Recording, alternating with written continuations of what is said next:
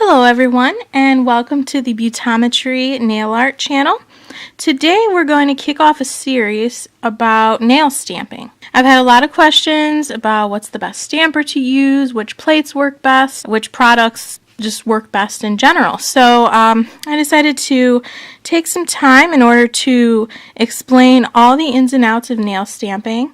So what you can see on the screen here, I have a stamper. This is the original Creative Shop stamper. There's also clear stampers like the clear jelly stamper Big Bling. We've got some Messy Mansion plates, an Apipila plate. There's even different scrapers that you can use. We have a clear jelly stamper scraper. This is a Moyu London scraper. There's also the Creative Shop scraper as well. So let's just kind of do an overview. When you first decide, hey, I want to start stamping, what do you need? The main things in order to stamp your nails, you're going to need some sort of nail stamper. And the nail stampers have this head. Sometimes they are made of silicone and sometimes they are made of rubber. Sometimes they're very squishy like this one. Sometimes they're not as squishy, maybe spongy, and sometimes they can actually be very firm.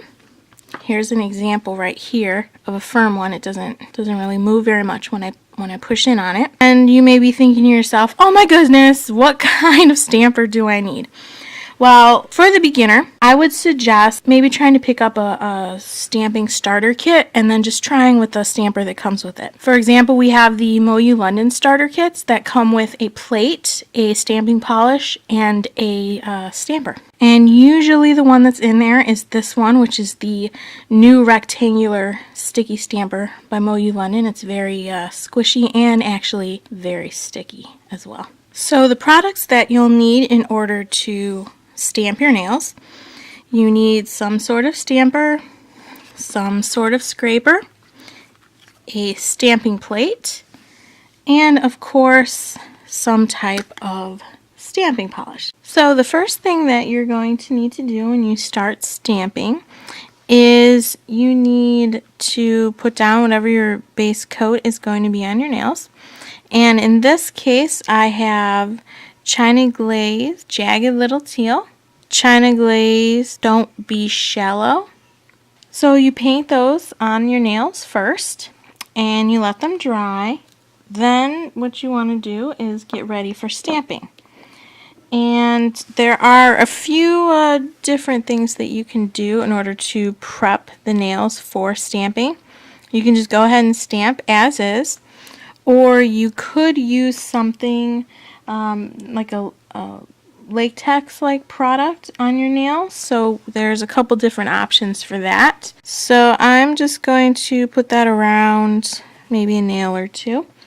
And all you do is just put it around the cuticle area. So that's going to protect your cuticle area when it dries, so that wherever the liquid latex is, the cuticle area will be protected and the stamping won't stick to your skin. You could just peel it off when you peel the liquid latex off.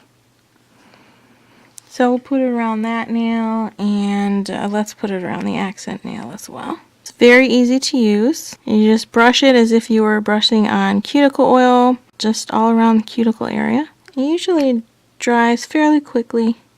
Some take longer than others to dry depending on what the formula is. You just let it dry. And this liquid latex is Simply Peel by Bliss Kiss. But there are others on the market, like Moira has the liquid nail tape. There is also some non-latex options for those of you with latex allergies. Now you don't have to do that. I'll show you some other methods for cleaning the cuticle area after you're done stamping. This particular method you have to apply to your cuticle area before you do your stamping. So while that dries, I'm going to go ahead and explain what else you need to stamp your nails. So you're going to need a stamping plate. This stamping plate is Creative Shop 39. So we'll test out some of these images and show you how different stampers work. But first I'd like to talk about stamping polishes.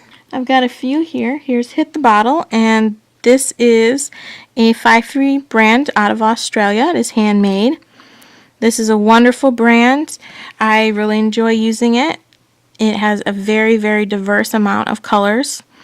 This particular color is a holographic silver polish. There's also Moira. A lot of people like using that brand. Moira is a Hungarian brand. Now we also have another Australian brand here. This is Powder Perfect. A lot of people ask, oh, why do I need so many different brands, or why would I need so many different colors? Is with the actual stampers, the same thing applies to the stamping polishes.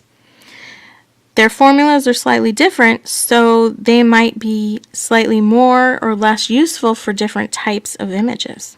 So the reason why stamping polishes are different than regular polishes, they tend to be more opaque, maybe slightly thicker, and that allows them to be able to get into the grooves of the etching of the plate. Being opaque, that means that it's going to go over dark colors if they're light colors, and you'll still be able to see them. Sometimes a regular polish, if it's a light color, you're going to stamp it over this, and it'll just look like a shadow over it because you won't be able to see the color.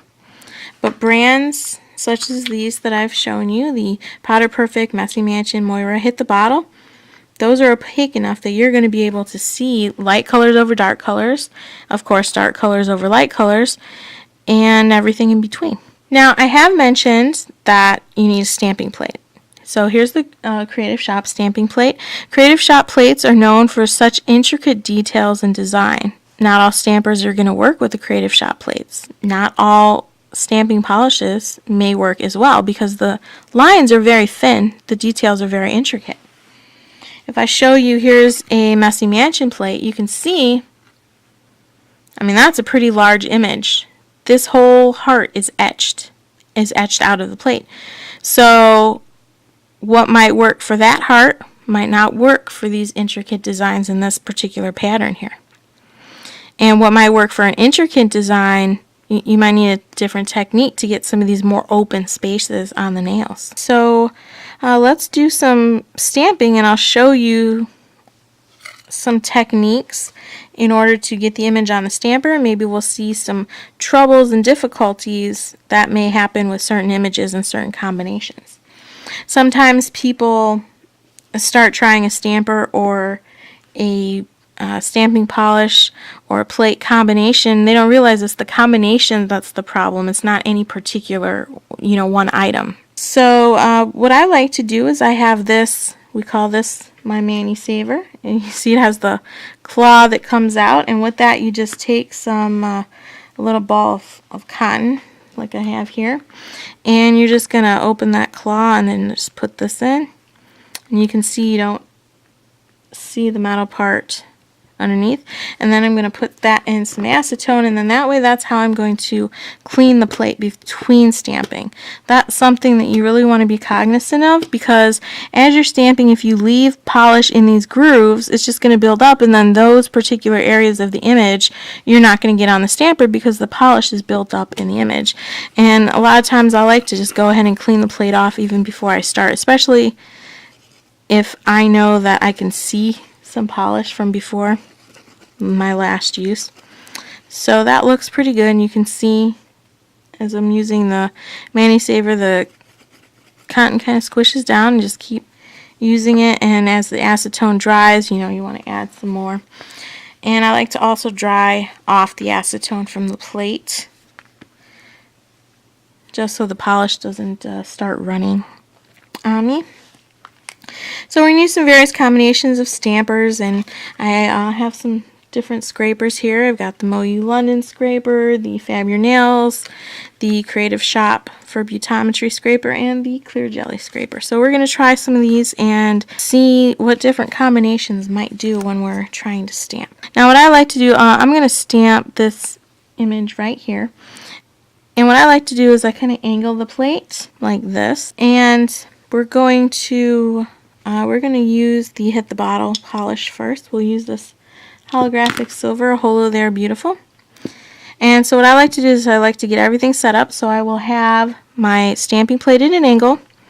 I'm going to have my scraper ready to go, And for this, we're going to use the Moyu London New Rectangular Stamper, which is sticky. Now, another tip and something that I like to do before I start stamping is I take a piece of tape and I'm going to go ahead and just clean off this stamper head. I don't use acetone because acetone can actually start eating away at the stamper head. You never want to use acetone on a clear stamper because it will make it go cloudy. And you can use regular tape, just like your Scotch tape or what have you. And this is painter's tape. That's also another good option. Some people use a lint roller, and even some other people just use packaging tape. So I could just take this packaging tape here like I have and take some of it, open it up, clean the stamper off like that, and just go, until I run out. It's a good thing to do with some of your end of your roll type stuff. So I've got my stamper clean, and what I like to do is I like to take my scraper. I like to have it on the side, on the right side, and I'll also have my stamper waiting for me on the right side. And then what I do is I open my bottle of polish, my stamping polish, and I'm just going to put this on the left side. So as soon as I'm done placing the polish on the image, I could just put the brush right back in the bottle. Because remember, what you want to do is you really want to work quickly, because as you're working, the polish is also drying. So you want to go ahead and stamp, and I'm going to stamp, I'm not sure if you could see the angle, but maybe like a 45-degree angle. So I scraped, and then I'm going to just lightly roll the stamper over the image. There's my image on the stamper head. So I'm just going to go ahead and line it up with my nail stamp. As I remove the stamper, you can see the image on my nails. Once again, this is the Hit the Bottle Holo There Beautiful Silver Holographic Stamping Polish. Now you can see there is some of the image still left on the stamper. So that's what we're going to use that tape for. I'm just going to go ahead and take the tape and put it over the excess image that stayed there. And as you can see, that part of the image is taken off onto the tape, and the stamper is now clean. And what I also like to do between stamping is just go ahead and clean that plate. Since I'm going to be switching polishes, I always want to remember to put the cap on to the polish that I was working with, because I have had a time or two where I accidentally knocked the bottle over. You can see there's also some polish still on that scraper. So what I like to do is I just take a smaller piece of cotton, get some acetone on it, and I'll just go ahead and just wipe that off after each stamp in order to keep my scraper clean. And we're going to use the Powder Perfect. This is the golden stamping polish. We're going to use the combination of the original Creative Shop stamper along with the Creative Shop for Beautometry scraper. Once again, we want to take the tape, clean off the stamper head. Now, I find that the original Creative Shop and the Creative Shop Galaxy stampers are really good with detailed images. They just work really well for that. So we're going to go ahead, open our polish, and you really want to take a lot of it off the brush so that you're not just globbing it on, because then you'd be wasting it. So I like to just put a little bit maybe on the corner of the image or half the image, because you really don't need that much since you're taking the scraper, remember, at a 45-degree angle or so, and just scraping it off. So then the Creative Shop's original stamper is one that you just roll over the image. I pick the image up, you can see what it looks like, and we're going to go ahead and stamp that on our thumb. We're going to line it up, just go ahead and stamp. We're going to press down. If you roll to get the image off the plate, you're going to press down on your nail in order to get the image on your nail. So there you have it. You can see it really did well getting these intricate lines. The lines on the sides of the coffee cup denoting a shadow, also the steam lines. The original Creative Shop stamper is really good for that. And so are the Galaxy stampers by Creative Shop as well. Very good for your detailed lines. And the Moyu London rectangular stamper wasn't too bad as well, but I do notice that that works really well for the open images. So I've stamped. So now all I have to do is just grab it and peel it off. It just comes right off. And I can throw that away. But as you can see, this area where there was polish when I stamped no longer has polish. I just peel it off with a Simply Peel. Now you can see there's some polish on the edges of my cuticles there, and what I'm just going to do is I'm just going to come in here. You could take some tape, pretty close to when you stamp. You don't want to do it too far afterwards because it'll be harder to get up.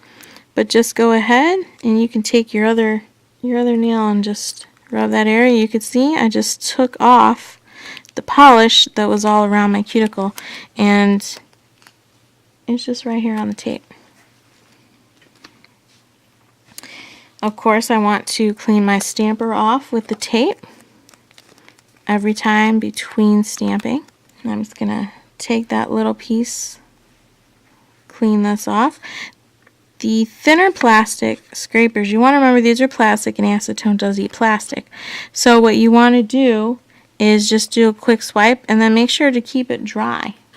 And that'll help preserve and save your scraper over time so that it won't go bad too quickly. Because what happens is it'll kind of start melting on that edge, and then you won't get a clean swipe. When you're swiping, there might be some bumpy areas and you won't get the polish into the groove, or there'll be a lot of polish still left on the plate. And of course we don't want that because that doesn't give us a crisp image. I do more thorough cleaning once I'm done completely, but for now this is fine. Between stamps, the next stamper combination that we're going to be using is the Clear Jelly Stamper Big Bling and the Moira stamping polish. This is just the Moira Black stamping polish, and we're going to stamp this flower design right here, and we're going to stamp it on the lighter color nail so it's easy for you to see.